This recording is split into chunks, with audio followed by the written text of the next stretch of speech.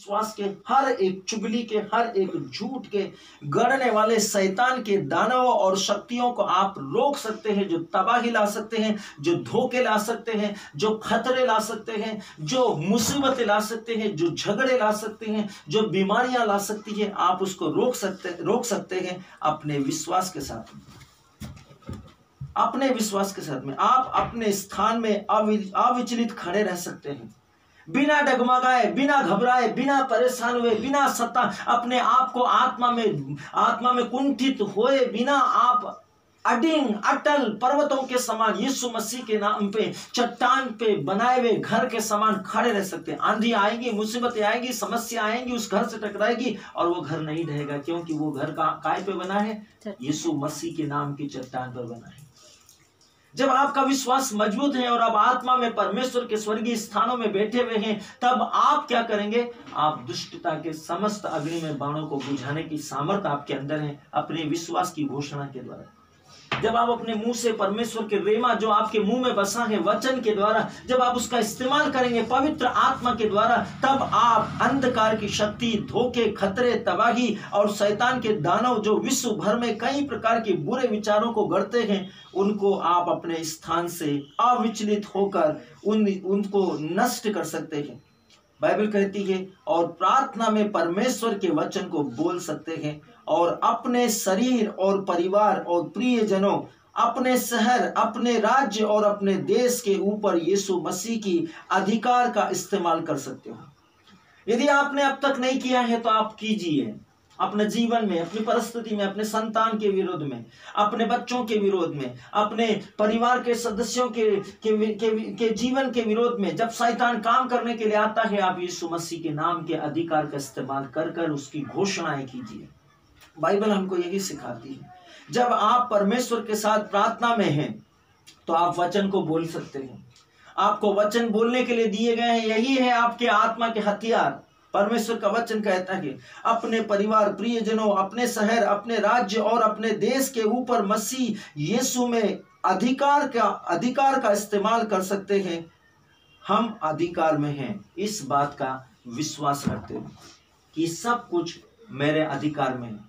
और ये कोई सर्वसाधारण बात नहीं। यीशु ने स्पष्ट कहा, मैंने तुम्हें सांपों, बिच्छुओं और बैरी की सब शक्ति को कुचलने का अधिकार दिया है। कुछ भी तुम्हें हानि नहीं पहुंचा सकेगा, आपको दिया गया है। आपको केवल इस्तेमाल करना है। अपने विश्वास की घोषणा अपने शब्दों के साथ, अपने विश्वास के साथ, अपने विचारों के साथ, अपने परमेश्वर के वचन को बोल कर, सुसमाचार के शब्दों को बोल कर आपको इस्तेमाल करना है अपने लड़ाई के हथियारों का, अंधकार की शक्तियों के विरोध में। तब आप संसार की शक्तियों के ऊपर प्रबल हो जाएंगे, परिस्थितियों पर प्रबल हो जाएंगे। हम यीशु के पक्ष में काम करते हैं। यदि आप विश्वास करके इन बातों का इस्तेमाल करते हैं, तब आप क्या करते हैं? यीशु के पक्ष में काम करते हैं।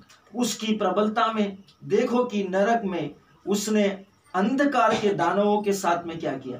अभी बाइबल हमको बोलती है, आत्मा के दृष्टिकोण से देखो, उसने नरक में अंधकार के दानवों के साथ में क्या किया कि उसने प्रधानताओं और ताकतों को निहत्या कर दिया है। लूसीफर और उसके सारे दूतों को, दानवों को निहत्ता कर दिया, शर्मिंदा कर दिया, उनसे सब कुछ छीन लिया गया, उनको बेबस कर दिया, मजबूर कर दिया और अकाट्य बेड़ियों में बांध दिया गया और वे अंधकार में बंधे हुए हैं परमेश्वर यीशु मसीह के परम प्रिय पुत्र के द्वारा, जो उसके विरुद्ध लड़ी थी। परमेश्वर के वचन ने क्रूस के ऊपर सब हर एक व्यक्ति के विरोध में जब दुष्ट आत्माएं खड़ी होकर गवाही देती थी, यीशु मसीह ने उनको अपने अधीन कर लिया कि उसको निहत्ता कर दिया, उनकी ताकतों को, प्रधानताओं को, उनकी सामर्थ्य को, उनके अधिकारों को खारिज कर दिया। खुल्ला क्रूस के ऊपर तमाशा किया। शैतान ने क्या सोचा? यीशु मसीह मर गया, लेकिन जैसे यीशु मृतकों में से जी उठा, सब कुछ बदल गया। यीशु ने कहा, सब पूरा हुआ, सब कुछ बदल गया। अब आपके और मेरी जिंदगी के अंदर कोई दुष्ट आत्मा प्रबल नहीं हो सकती। जब आप बोलेंगे मैं यीशु की संतान हूं, दुष्ट आत्मा आपके सामने घुटने टेकेगी, क्योंकि उसने कहा, मैंने तुम्हें सांपों, बिच्छुओं और बैरी की शक्ति को कुचलने का अधिकार दिया है। पवित्र आत्मा, रेमा वचन तुम्हारे अंदर है, तुम्हारे मुंह में है वचन, उसका इस्तेमाल करो। परमेश्वर का वचन कहते हैं, जब आप देखते हैं कुलुस्सियों की पत्री अध्याय 2 वचन 15 में, तो बाइबल हमको सिखाती है, कोनिबियर्स अनुवाद के अनुसार, हालेलुया, फिलिपियों का न्यू टेस्टामेंट के अनुवाद को जब आप पढ़ते हैं तब आपको पता चलेगा। और आनंद के कारण नाचो, परमेश्वर का वचन कहता है आनंद के कारण नाचो। और उसने प्रधानताओं और अधिकारों को ऊपर से उतार कर उनका खुल्लम खुल्ला तमाशा बनाया और उन्हें बिखेर दिया, खाली कर दिया और हरा दिया और अंतिम महिमा में विजयी कार्य में। सोचिए परमेश्वर का वचन क्या बोलता है, अंतिम महिमा में विजय कार्य, मतलब न्याय के दिन के लिए उनको बांध दिया है। अंधकार की सारी ताकतों को यीशु मसीह ने बांध दिया है। अब जब आप अपने जीवन में यीशु मसीह में विश्वास नहीं करते हैं तब दुष्टता की शक्तियों का प्रभाव के कारण आप शारीरिक, मानसिक और आत्मिक रूप से सतावट का अनुभव करते हैं।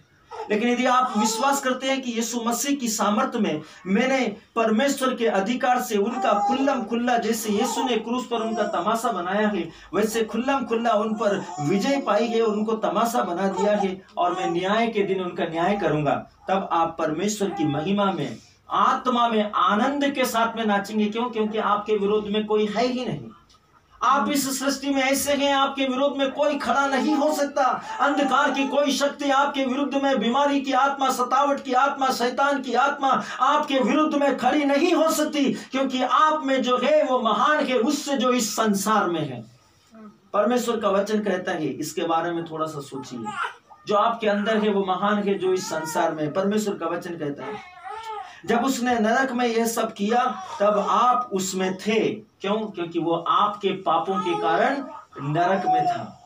आपके पापों के कारण नरक में दुष्ट आत्माओं के साथ में वो युद्ध में था। पवित्र आत्मा के साथ यीशु मसीह में परमेश्वर ने आपके लिए दुष्टता की सारी सामर्थ्य को हरा दिया।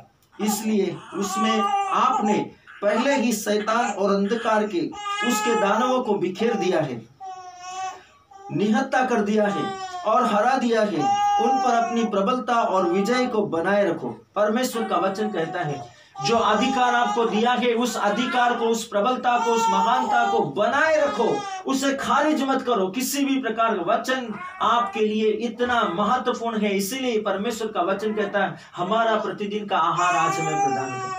आपका भीतर पवित्र आत्मा की शक्ति और परमेश्वर का वचन का अधिकार आपके नियंत्रण में, आपके होठों पर, आपके हृदय में, आपके चित्त में होना जरूरी है, क्योंकि आप उसी के द्वारा उस प्रबलता को, उस अधिकार को, उस विजय को बनाए रखते हैं। सभी मनुष्यों अपने शहर, देश और लीडर्स के लिए प्रार्थना करें। यह हमारा कर्तव्य है।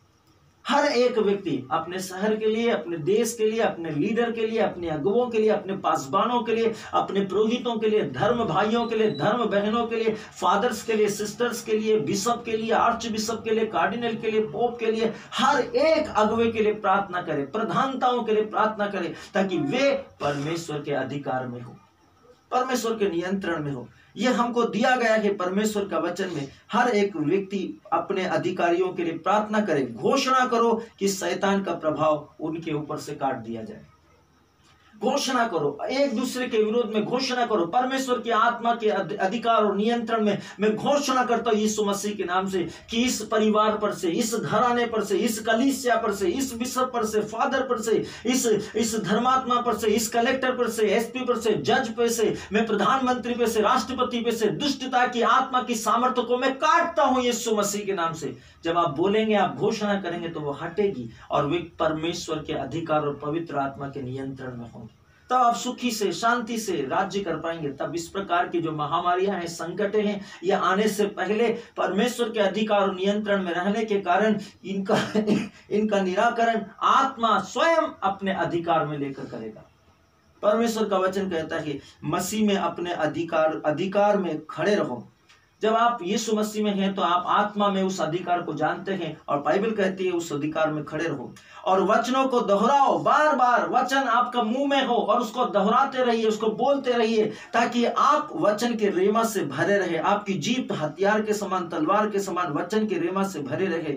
और बाइबल कहती है जीवन के वचन, महिमा के वचन, स्वतंत्रता के वचन, समृद्धि के वचन, आशीषों और अनुग्रह के वचन, सत्य निष्ठा के वचनों के साथ अपने विश्व को आशीष दो। जब आप इन वचनों के द्वारा वचनों की महिमा को समझे, वचन कितने महिमान्वित है, वचन के बारे में सोचिए। जो वचन आप पढ़ते हैं, संत यूहन्ना का सुसमाचार अध्याय 3 वचन 16, परमेश्वर ने जगत से ऐसा प्रेम रखा कि उसने उसके लिए जो कोई उसके नाम में विश्वास करते हैं अपने इकलौते पुत्र के द्वारा उससे उद्धार दिया गया। जब आप इस वचन के द्वारा घोषणा करते हैं तब आप क्या करते हैं? आप देखिए, परमेश्वर का वचन कहता है, महिमा का वचन, स्वतंत्रता का वचन, समृद्धि का वचन, आशीषों का वचन, अनुग्रहों का वचन, सत्य निष्ठा का वचन, अपने विश्व और उसकी सब शक्तियों को आप इन सत्य निष्ठा के वचनों के द्वारा आशीष दो। बाइबल कहती है, याद रखो, वचन असीमित है, असीमित है, बेपरिमाण है। वो उत्तर से दक्षिण तक, पूर्व से पश्चिम तक, अंतरतम तक, भेद अंतरतम के भेद के भी भेद तक, गुदे गुदे, हड्डी हड्डी तक, रहस्य और तथ्यों तक पहुंचता है और अपना उद्देश्य पूरा किए बिना व्यर्थ वापस नहीं लौटता। वचन महिमान्वित है, सामर्थ्य है, असीमित है, और महिमा में उसकी दिव्यता की प्रबलता और अधिकार की प्राथमिकता के रूप में वचनों के द्वारा व्यक्त होती है परमेश्वर की महिमा। परमेश्वर की महिमा कैसे व्यक्त होती है? परमेश्वर का वचन बताता है, मसीह में उसकी दिव्यता, उसके ईश्वरीय तत्व की महिमा, यीशु मसीह में उसके ईश्वरीय तत्व की महिमा, उसकी प्रबलता, उसके संपूर्ण अधिकार, जो उसने बोला वो तत्काल होता है, तुरंत होता है। उसने कहा आकाश और हो गया, उसने कहा लाजरुस बाहर आ, मरा हुआ व्यक्ति बाहर आए, सड़ा हुआ व्यक्ति बाहर आए, उसने कहा अंधी आंखें देखने लगे, तुरंत अंधी आंखें देखने लगे। यीशु मसीह की आशीष, सर्वशक्तिमान की दिव्यता की, प्रबलता की, अधिकार, उसके शब्दों में अधिकार है, उसकी प्राथमिक रूप से वचन के द्वारा व्यक्त होती है। जब आप परमेश्वर के वचनों का अपने मुंह से इस्तेमाल करते हैं तब आप अन्य संसार के क्षेत्रों को प्रभावित करते हैं यीशु मसीह के द्वारा। उसे छूकर, बोलकर, स्पर्श कर, फूंक कर, या उस पर, उन वस्तुओं पर आपके वचनों के शब्दों के तत्वों की छाप पड़कर आप उन्हें प्रभावित करते हैं और वो चंगे हो जाते हैं, वे सामर्थ्य से भरते हैं, आशीषित होते हैं, वो जीवन की महिमा को प्राप्त करते हैं और आपकी घोषणा के वचन परमेश्वर की महिमा के वचन बन जाते हैं। Hallelujah, hallelujah, hallelujah, hallelujah, hallelujah, hallelujah. जब